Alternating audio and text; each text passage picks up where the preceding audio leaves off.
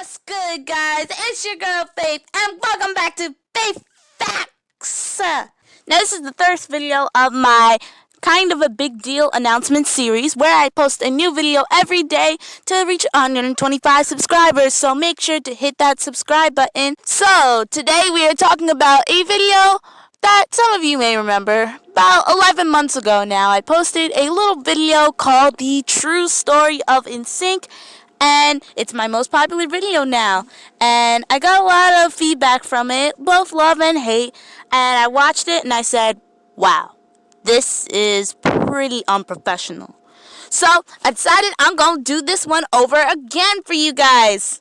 Because I love you guys. Love you. So let's jump into it. Which is not actually the true story, by the way. Story time! Now it's time for a part of the webpage where we tell you a really funny story. And it's only funny because even though it isn't true, it could be. Enjoy! Chris was telling the truth when he said that he began the group. After he graduated from college, he realized how much he liked surrounding himself with younger men with good singing voices. And singing with the girls at Universal just wasn't cutting it for him anymore. So to fulfill his dream, he called up Justin, the handsomest young man he had ever sang with. But Chris wasn't telling the truth when he said he met Justin through auditions around Orlando. Oh no, that's about as far from the truth as possible. Actually, he met Justin at one of his college frat parties. I mean, true, Justin was 9 years younger than Chris and shouldn't have been anywhere near a college campus, but he was hired entertainer for the night, and the boy has to make some money somehow. So Chris saw Justin's name for himself whenever he did his pedophile drag show performance at this party, and heard his sweet voice, almost as high as his, and saw his angelic face and decided he had to have Justin right there. And well, he did. And they continued this sordid relationship all through Chris's college years and Justin's years on Mickey Mouse Club. So after Mickey Mouse Club was canceled, Justin had nowhere to go but into Chris's arms and join his singing group. At first, they thought going duet would be a smashing idea. But after a couple clubs and a few broken glasses, they realized no one wanted to hear two high-pitched voiced guys singing love ballads. So Chris begged Justin to call up one of his old friends in MMC and see if they could balance out their sound better. Justin called everyone.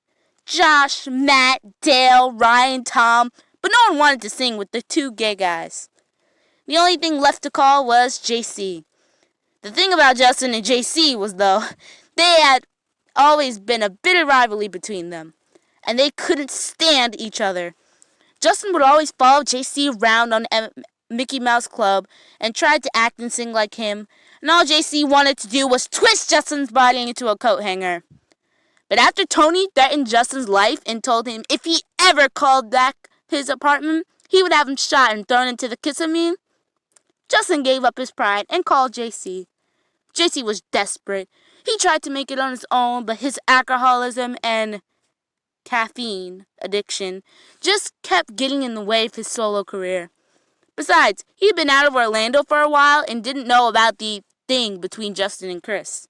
So after much convincing and keeping JC awake long enough to hear about the plan for the group, he agreed, but only if he could get work for a friend of his. JC called up Joey, one of his old friends from the clubbing days in Orlando, and Joey was more than happy to sing with JC.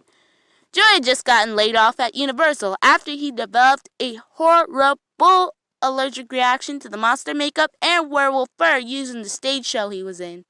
Also, there were talks about sexual harassment charges from female coworkers, so Joey was more than happy to get the work. There were now 4 members of the band together, and all they needed was a bass. JC and Joey could never balance out Justin and Chris's high-pitched voices themselves. Chris called in one of his friends from college, named Jason, because their last letters of their first names was spelled NSYNC, and Chris thought that was a pretty damn clever idea. But after Jason found out about Chris and Justin, he yelled something about, "I thought I was your only one," and left it. Chris just told the other band members he just couldn't cut the mustard. But everyone knew it was probably because Jason had a small and was a bad lay. So Justin called up his old manager from his pedophile drag show days and had him recommend someone else in the business.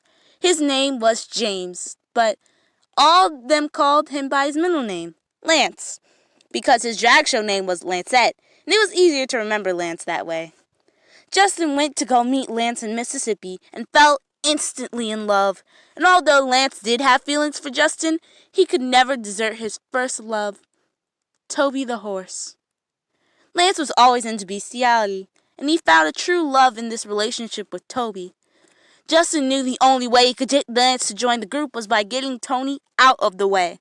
So one night, he snuck into the stables and poisoned Toby's drinking water. Lance woke up the next morning and found his beloved dead from natural causes. And he ran into Justin's arms for comfort. It was in this dreadful state Justin took advantage of Lance and gave him a contract to sign to join the group. They returned to Orlando, and Chris knew right away that there was something between them. So he added a clause in Lance's contract about never letting him have any solos to spite Justin.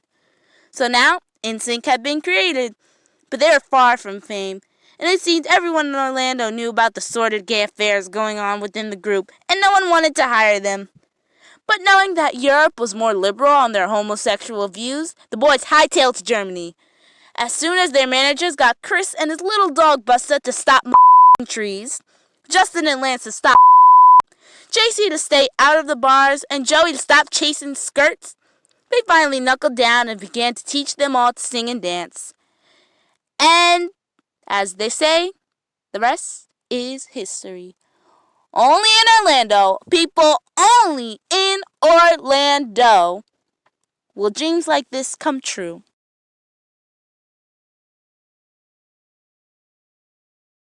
So yeah, that was a crazy story.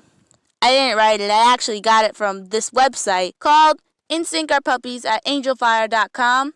I know, what a weird website. It's actually from 2000s, and I don't think it has been updated since 2001.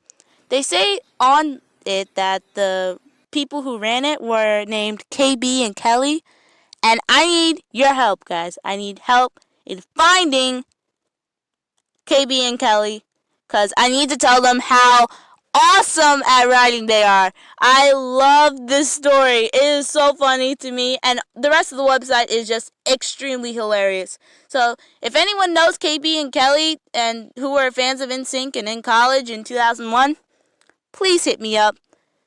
I love this website.